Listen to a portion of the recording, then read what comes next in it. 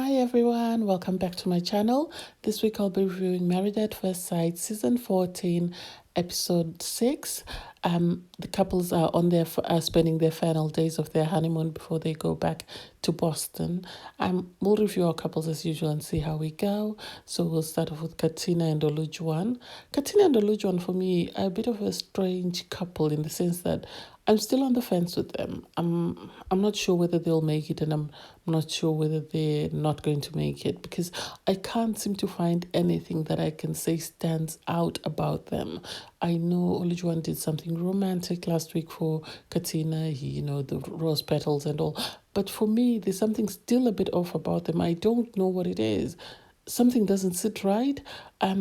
I know Olujuwan is trying to push Katina out of her comfort zone. They did go horse riding. She was a bit frustrated with him. For me, there's nothing that really stands out about them as a couple, apart from the superficial stuff, that they're a very good looking couple. The very something that you can grab on to say that will say that they're going to work out. There's nothing really.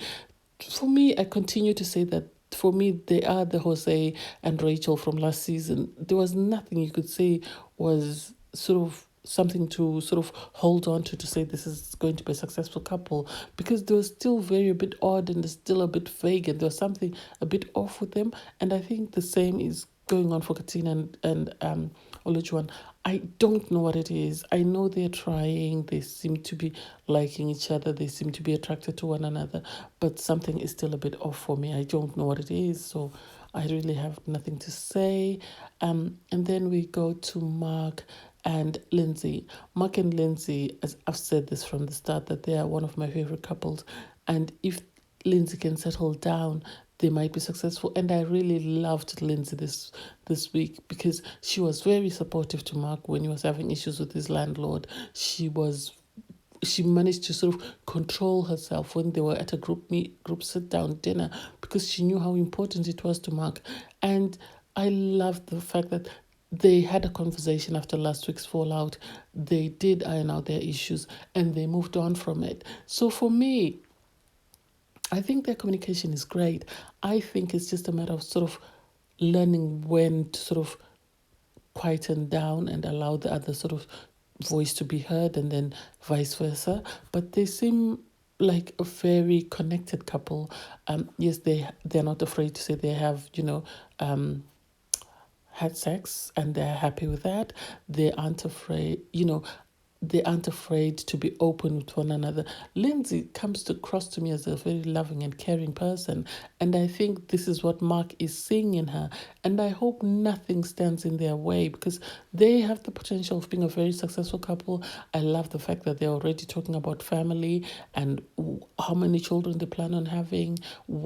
So they're talking about more, because you can tell they're in this for the right reasons. They're after the same thing, and they're trying to find a way to make sure that they do get what they are both after. So for me, I have high hopes. I think they're totally different to Katina and Olujuwan, because as much as I would love to support Katina and Olujuwan and I would want them to be successful, I don't see the emotional aspect. I don't see the forward planning or the sort of reflection into what is going on and how they can fix it and how they can move forward. I know they have said things, but I think Lindsay and Mark are way miles ahead of where Olujuwan and Katina are.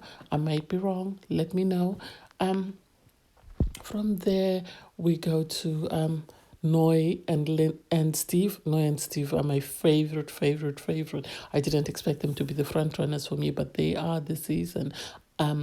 Despite the issues of the job, I love the fact that they've managed to sort of stay away from other people's drama.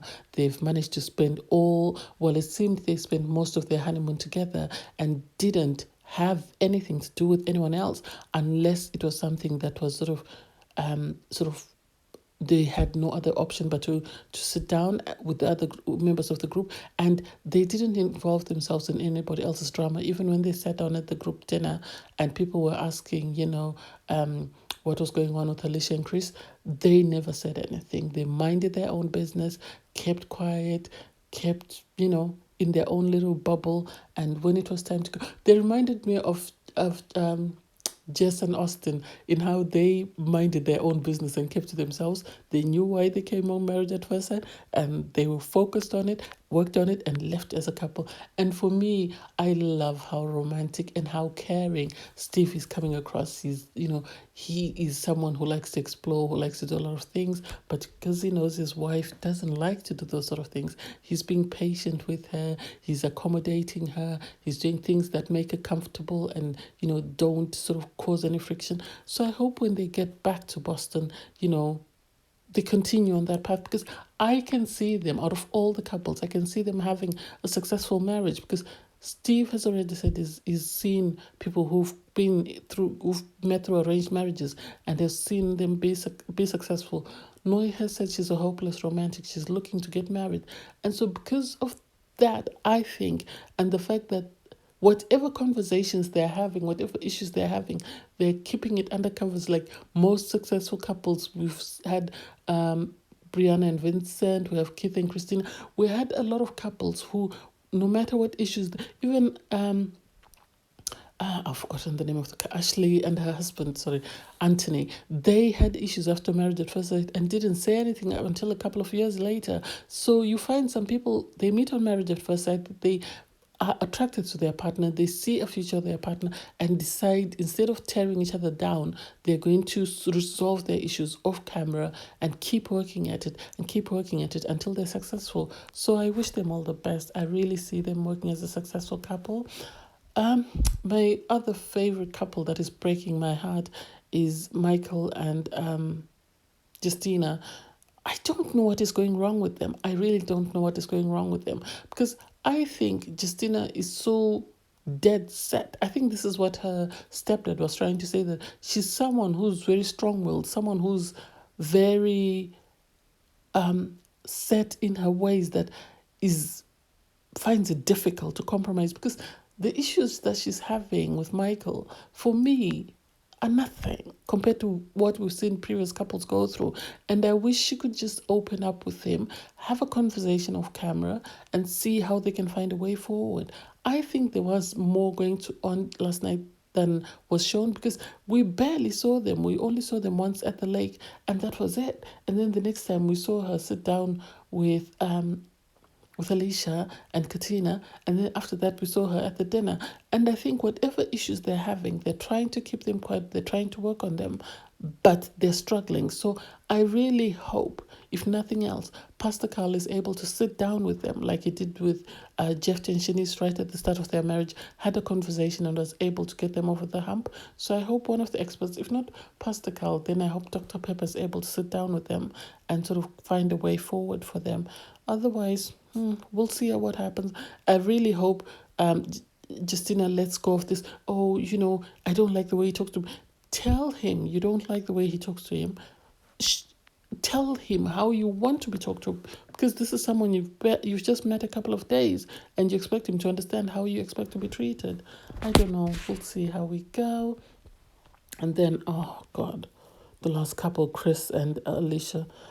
My heart is breaking for Chris. Every time I see him, my heart breaks, because no one deserves to be treated the way he's being treated by Alicia. And Alicia, I now strongly believe that she saw him, didn't like the look of him, and that was it. And she never gave him an opportunity to do anything. It's very uncomfortable, the way she treats him, the way she talks to him.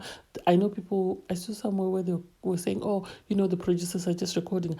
She is on a show where she's supposed to be documented everything she's doing. What did she expect when she was making those disgusting remarks about his hand gestures? Oh, I'm a nice person, I'm this, I'm that. They're going to record her. There are cameras there. She's mic'd up. She must know that they're going to record her.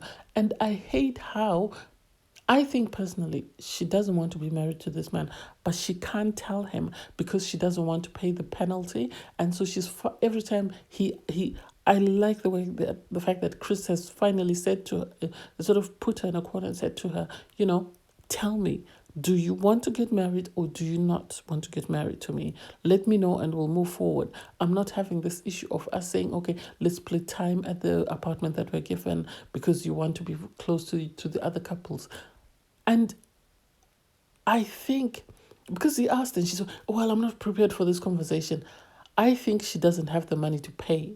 And because she doesn't want to have the money, or she doesn't want to pay, she's going to keep stringing him along and frustrating him until he says, I'm done. And she says she wants to enjoy the experience. What's the experience? I love how one of the producers told her, this is married at first sight. It's not single at first sight, because she wants to enjoy the apartments. She wants to enjoy the honeymoon. She wants to enjoy time with the other couples, but she doesn't want to be married. So why are you there? Go home, continue with your life, and leave this poor man to move on with his life. Lindsay said it best, that she's going to one day sit down and regret and say, I wish I'd given that guy an opportunity, because there's really nothing wrong with him. She could have done worse. She could have been married to Mr. Blessed, or she could have been married to Zach, or all the other guys on Married at First Sight that have treated their wives terribly. But this guy has been patient, he's been compassionate, he's been empathetic, and she continues to treat him like crap.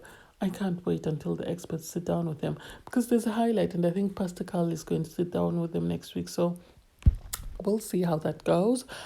Anyway, thank you guys for watching. Please don't forget to like, share, comment, and subscribe, and watch some of my previous reviews, and let me know if there's anything I missed or anything you want me to review on. Thanks, guys. Bye.